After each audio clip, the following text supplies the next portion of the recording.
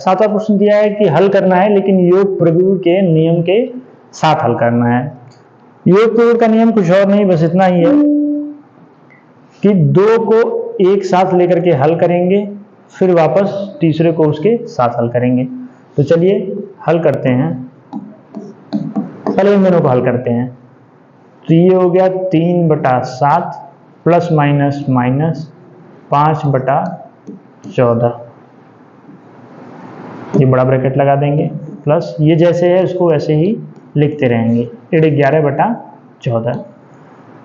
अब 14 और 7 का एलसीएम निकालना है। 14 और 7 का एलसीएम हमें पता है कि 14 ही होता है, क्योंकि 7 के पहाड़े में भी है 14, तो इसलिए हमको पता है। ये 3 यहाँ पे लिखेंगे, गुणे का चिन्ह, 7 से भाग देंगे 14 में 2 बार, ऋण 5, 14 से 14 में भाग देंगे 1 आएगा, ब्रैकेट बड़ा बंद कर देंगे, प्लस ऋण 11/14, ये ऐसे लिख देंगे, बराबर का चिन्ह लगाएंगे, 3 का पहाड़ा 2 बार 6, ऋण का चिन्ह 5 एकम 5/14, बड़ा ब्रैकेट बंद, प्लस ऋण 11/14। एक स्टेप और आगे बढ़ते हैं, तो 6 में से 5 किया 1/14, यहाँ से हम बड़ा ब्रैकेट हटाते हैं क्योंकि ये हल हो चुका है, प्लस ऋण 11/14।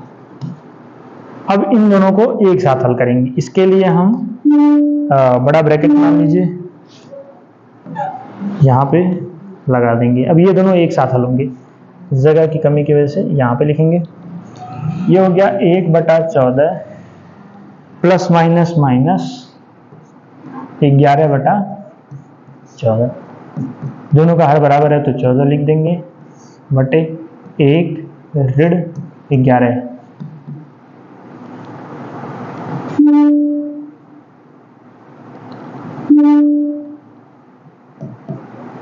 एक में से 11 गया तो बचेगा ऋण 10/14, या तो हम इस पे छोड़ सकते हैं, ये हमारा आंसर है, या उसको और सरल करेंगे तो 2 का पहाड़ा पढ़ेंगे तो 5 बार में और ये 7 बार में, तो फाइनल हमारा आंसर हो जाएगा ऋण 5/7, ये हमारा इसका आंसर हो जाएगा।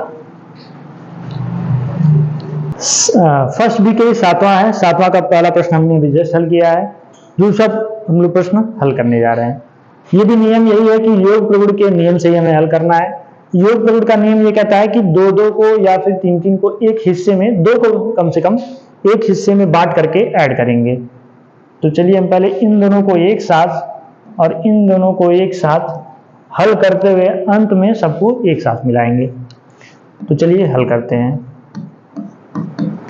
इस ब्रैकेट को पहले हल करेंगे, 2/5 प्लस माइनस, यहाँ पे देखिए प्लस माइनस की जरूरत नहीं है, ये ऋण से ऋण खत्म हो गया, तो यहाँ पे प्लस बचा 8/3, बड़ा ब्रैकेट बंद, प्लस अब इस ब्रैकेट में आएंगे, इस ब्रैकेट में भी हम हल करेंगे, तो इस ऋण को ऊपर लेते जाते हैं तो हो जाएगा 4/5 प्लस माइनस माइनस 2/3।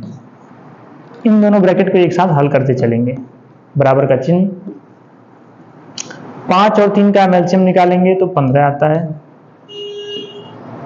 दोनों भाज्य संख्याएं एक दूसरे का गुणा कर देंगे, वही हमारा एलसीएम होगा, 2 लिखेंगे, गुणे का चिन्ह, 5 से 15 में भाग देंगे 3 बार जाएगा, प्लस 8 गुणे 8 जो यहाँ पे लिखा था, 3 से भाग देंगे 15 में तो 5 बार जाएगा, प्लस का चिन्ह लगाएंगे, बड़ा ब्रैकेट, यहाँ भी 5 और 3 है तो 5 और 3 का एलसीएम वही यहाँ से 15 ही होगा, ब्रैकेट बंद कर देंगे इसको, यहाँ पे ऋण 4 है, ऋण 4 लिखेंगे, गुणे का चिन्ह लगाएंगे, 5 से भाग देंगे तो 15 में 3 बार जाएगा, ऋण का चिन्ह है, ऋण लगाएंगे, 2 है 2 लिखेंगे, गुणे का चिन्ह लगाएंगे, और 3 का पहाड़ा 15 में पढ़ेंगे तो 5 बार जाएगा, यानी कि 3 से हम भाग दे रहे हैं।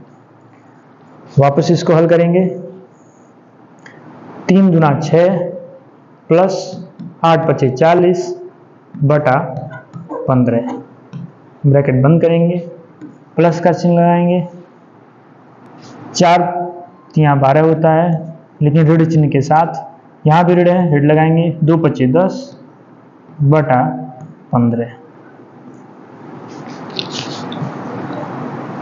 अब ये आगे का हम यहाँ पे हल करते हैं, बराबर का चिन्ह लगाएंगे, 6 और 40 को जोड़ेंगे तो 46 हो जाएगा, 46 बटा 15 प्लस का चिन्ह।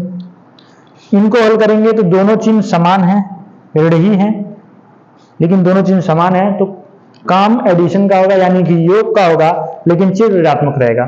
तो ऋण चिन्ह के साथ 12 और 10 को जोड़ेंगे तो 22 होगा बटा 15। योग प्रगुण वाले नियम से अब इन दोनों को हम एक ब्रैकेट में करेंगे और हल करेंगे। तो ये हो गया 46 बटा 15 प्लस माइनस माइनस 22 बटा 15। 15 दोनों में सेम है, हर दोनों का बराबर है तो 15 लिखेंगे। यहाँ पे हो गया 46 ऋण 22, 6 में से 2 गया 4, 4 में से 2 गया 2 और नीचे 15। या तो हम इसको यहीं पे छोड़ सकते हैं, या फिर एक स्टेप और आगे जाएं तो 3 से भाग देंगे तो 8 बार जाएगा, 3 से भाग देंगे तो 5, और इस तरीके से 8 बटा 5 हमारा फाइनल आंसर होगा। 7वें का ये दूसरा प्रश्न का अंतिम हल था। इस तरीके से एक भी चैप्टर पूरी तरह से समाप्त हुआ आज। अगले दिन से हम नया चैप्टर के साथ आएंगे, नए चैप्टर के प्रश्न हल करेंगे। Thank you.